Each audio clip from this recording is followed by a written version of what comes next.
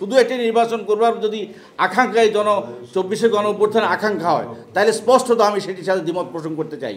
কারণ মুগ্ধ আবু সাঈদেরা শুধু নির্বাচনের জন্য জীবন দেয় নাই, আন্দোলনে যারা শরিক ছাত্র জনতা এরা কোনো রাজনৈতিক দলের সেই রকম কোনো সদস্যও ছিল না, তাদের রাজনৈতিক সুনির্দিষ্ট কোনো বক্তব্যও ছিল না, কিন্তু তারা এইটুকু বুঝতো যে পদ্ধতিতে এই স্বৈর শাসক বাংলাদেশটাকে শোষণ শাসন করেছে সেই পদ্ধতিতে আগামীতে চলবে না।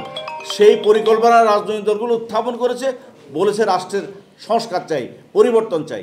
সেই পরিবর্তনের কাজটা যদি আমরা করতে না পারি তাহলে ভবিষ্যতে আরও বেশি আমাদের জন্য হতাশা নেমে আসবে। অন্তর্বর্তীকালীন সরকারের প্রধান উপদেষ্টা যেই পথনকশা মান্নায় বলছে, পথনকশা যেটুকুই আমরা বলি উনি যেটুকু দিয়েছেন আমি মনে করি উনি ওনার জায়গার থেকে নড়ে গিয়েছেন। কারণ এর মধ্য দিয়ে উনি যদি দুইবার ব্যবহার করার মধ্য দিয়ে উনি এটা বোঝাতে চেয়েছেন যে শুধু নির্বাচন সংশ্লিষ্ট সংস্কার ছাড়া অন্য সংস্কারগুলো হওয়া না হওয়া নিয়ে ওনার ভিতরে সংশয় আছে, না হলে দুবার উনি যদি শব্দ ব্যবহার করতেন না। এর মধ্য দিয়ে একজন রাজনৈতিক কর্মী হিসাবে আমার ভিতরে হতাশা আছে, কারণ আমি পরিবর্তনটা চাই, সংস্কার চাই, নতুন বাংলাদেশ চাই এবং গণ অভ্যুত্থানের যে চেতনা আমরা এই মুহূর্তে আমাদের আপনাদের মিডিয়া সহ সবাইকে অভিযুক্ত করছি, আমরা মনে হয় সেই জায়গাগুলো ভুলতে বসছি, আমরা মনে হয় সেই সময়গুলো ভুলতে বসছি। আমরা ৫৪ বছরে বারবার গণতান্ত্রিক আন্দোলন হয়েছে, আমরা রক্ত দিয়েছি, এরপরে আমরা ভুলে গিয়ে আমরা সেই পুরনো পথে আমরা আবার হাঁটবার চেষ্টা করেছি।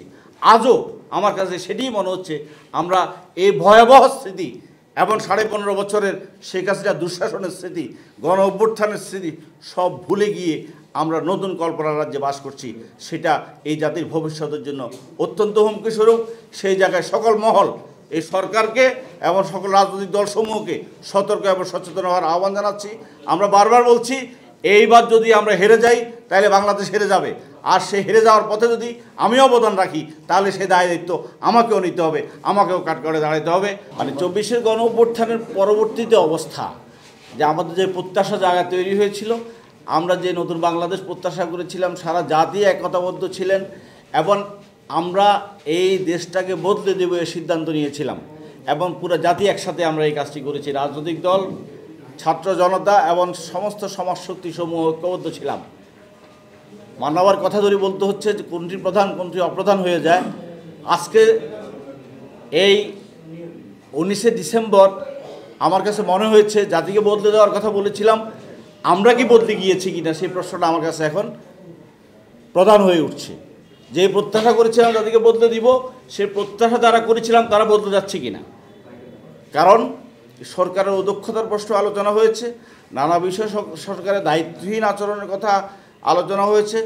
আমরা দ্রব্যমূল্য থেকে আইনশৃঙ্খলা পরিস্থিতি থেকে প্রশাসনের অস্থিরতার থেকে যেগুলো নিয়ে অনেকবার আমরা কথা বলেছি, কিন্তু প্রত্যাশা যে জায়গাগুলো ছিল, যেগুলোর একটি রোডম্যাপও সরকার আগে দিয়েছিলেন, সংস্কার কমিশনগুলো গঠিত হয়েছে, সেগুলো রিপোর্ট দিবে, তার ভিত্তিতে আলোচনা হবে এবং ডায়ালগ হবে, তার মধ্য দিয়ে যে সমস্ত বিষয়ে আমাদের ঐক্যমত্য তৈরি হবে সেই সমস্ত বিষয়ে আমরা সংস্কার করব এবং যেগুলোতে আমরা ঐক্যমত্য তৈরি করতে পারবো না সেগুলো পরবর্তী সরকারের জন্য রেখে দিব।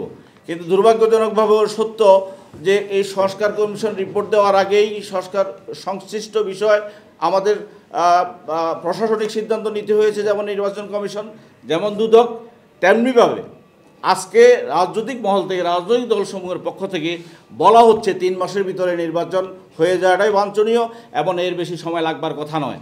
অর্থাৎ একটি তত্ত্বাবধায়ক সরকার এবং অন্তর্বর্তীকালীন সরকারের যে দাবি, যে পার্থক্যের যে বিবেচনাটা ছিল সেটিও এখন আর থাকবার বা রাখবার কোনো চেষ্টা হচ্ছে না। আমরা ৩১ দফার ভিত্তিতে যখন আন্দোলন করেছিলাম তখনও আমরা বলেছিলাম এটি অন্তর্বর্তীকালীন সরকার চাই, তত্ত্বাবধায়ক সরকার চাই না।